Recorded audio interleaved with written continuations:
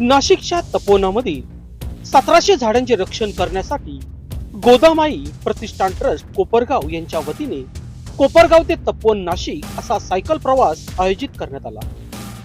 हा उपक्रम यशस्वीपणे पूर्ण केल्यानंतर सामाजिक कार्यकर्ते समाधान कंदे यांनी लोकशास्त्र न्यूज या वृत्तवाहिनीला मुलाखत देताना पर्यावरण संदर्भाबाबत महत्वपूर्ण भावना व्यक्त केल्या।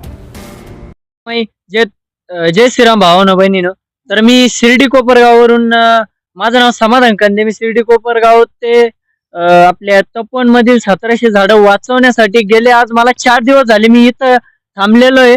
आणि जसं की आता कालच एक मी बातमी वाचली, मी रात्रभर तीच बातमी बघत होतो, जे की आपल्या इथं तपोवन मधील 300 का 400 झाडे हे तोडण्यात आलेले।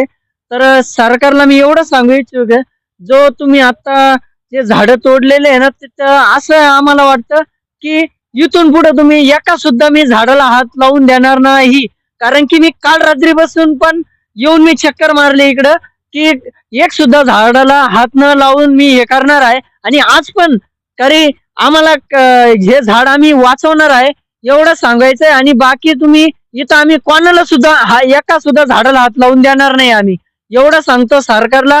आणि जे की मला सगळ्या म्हणजे गावकऱ्याची, आपले नाशिककरांची सगळ्यांची मला इथं पाठिंब्याची गरज आहे। सगळ्यांनी इथपर्यंत यावा आणि नुसतं येऊन ते न्यूजच्या हिशोबाने तिथं बोलू नका की झाडं नुसते तोडा।